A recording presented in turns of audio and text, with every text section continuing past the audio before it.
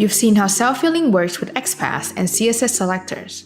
Now we'll move on to the image selection method. For this demo, we'll be focusing on the Make Appointment button. And similarly to the previous demos, the default locator is Xpath and is incorrect. And I've also captured a screenshot for the image selection method.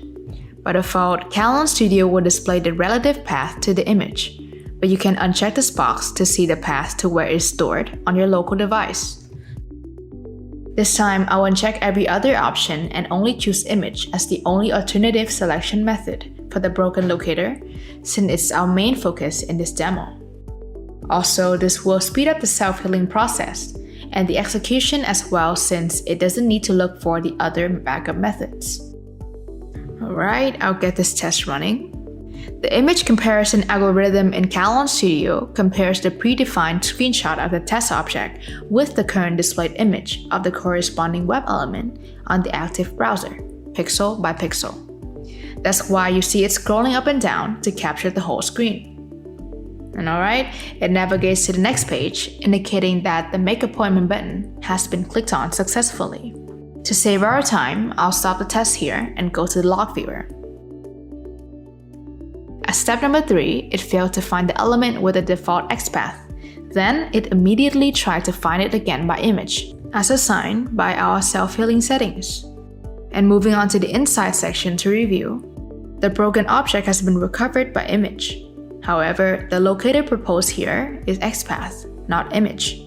Well, this is because the test objects are found quicker with Xpath, making the process of self-healing faster and reducing the test execution duration.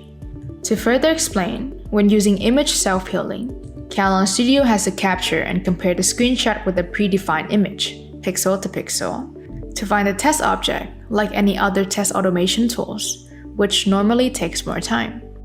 That's why Studio is set up to propose a newly generated Xpath every time an object is healed by image. And that's also why you should place image as the lowest priority in the list, to minimize the time needed for self-healing and the time to execute tests in general. I'll choose this proposal and click Approve. Let's go ahead and check on our object. Although it had been healed by image, the default locator has been updated with a newly working Xpath, just like I've explained. And that's the end of this demo. In this last lesson, we will run an end-to-end test and recap everything we've learned about self-healing. See you!